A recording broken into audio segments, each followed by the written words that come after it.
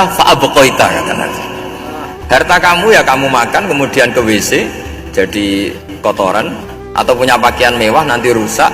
Wa tasaddaqta fa'abqaita, ada yang kamu sedekahkan yaitu yang abadi sampai akhir.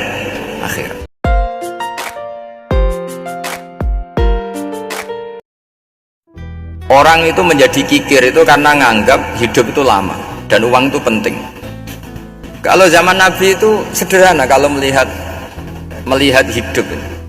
Pernah suatu saat Nabi itu punya jatah makan, karena Nabi itu hidupnya juga pas-pasan.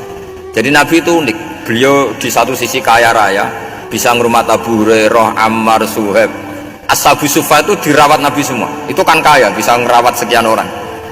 Tapi di sisi yang lain untuk pribadinya beliau miskin. Kadang nggak bisa makan hari itu. Tapi di saat yang sama bisa merawat Ahlus Suffah. Jadi keliru kalau orang hanya cerita Nabi itu miskin, untuk makan dirinya aja susah. Itu keliru. Kelirunya kalau tidak diteruskan, tapi Nabi mampu menghidupi Ahlus Suffah. Singkat cerita, jatah makannya Nabi itu dikasihkan orang. Ketika Nabi tanya, ya Aisyah, makanan jatah saya di mana? Oh ya Rasulullah, tadi ada orang minta tak kasihkan, maka makanan itu habis. Apa kata Nabi? Kamu salah Aisyah. Yang kamu kasihkan itu justru yang masih. Ya, yang kamu kasihkan itu justru yang masih.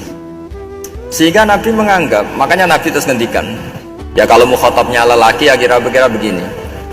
Wahallaka min malika illa ma akalta fa'afnaita walabista fa'ablaita. Terus hanya wa tasaddaqta fa'abqaita, kata Nabi. Harta kamu ya kamu makan kemudian ke WC jadi kotoran, atau punya pakaian mewah nanti rusak. Wa tasaddaqta fa'abqaita, ada yang kamu sedekahkan yaitu yang abadi sampai akhir.